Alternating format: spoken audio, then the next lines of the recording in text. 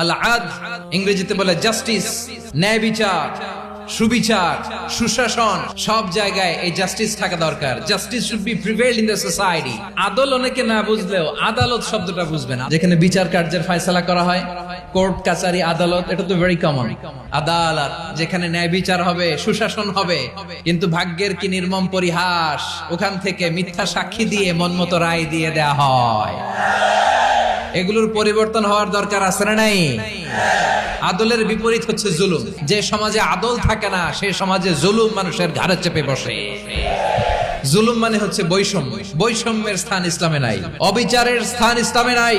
আল্লাহ তাআলা বলেন হাদিসে কুদসিতে, ইয়া ইবাদি ইন্নী হারামতু যুলমা আলা নাফসি ওয়া জাআলতুহু বাইনাকুম মুহাররামান ফালা তাযালামু। আমার গোলামেরা শোনো, নিশ্চয় আমি আল্লাহ তাআলা জুলুমকে আমি আমার উপরে হারাম করেছি, অনুরূপভাবে জুলুম করাকে তোমাদের উপরেও হারাম করেছি। ফলে ফালা তাযালামু, তোমরা একে অপরের সাথে জুলুম করো না।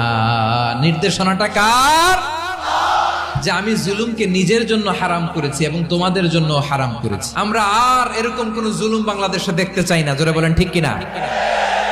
আমরা আর নতুন করে কেউ জালিম হোক এটা চাই না। নতুন করে আবার কেউ ফ্যাসিস্ট হোক আমরা চাই না। এক দল আরেক দলকে নিশ্চিহ্ন করার রাজনীতি করুক আমরা চাই না। আমরা সুশাসনের বাংলাদেশ চাই। আমরা বিশ্বের বুকে সম্মান নিয়ে মাথা উঁচু করে দাঁড়াতে চাই। ঠিক কিনা বলেন? আল্লাহ তাআলা আদলের আদেশ দিয়েছেন, সুশাসনের, ন্যায় বিচারের আদেশ দিয়েছেন। ইন্নাল্লাহা ইয়ামুরু বিল আদল। আমাদেরকে আদল প্রতিষ্ঠা করতে হবে। জুলুমের সাথে ইসলামের কোনো সম্পর্ক নাই। পশ্চিমারা আমাদেরকে ইনসাফ শিখায়, আমাদেরকে সুশাসন শিখায়।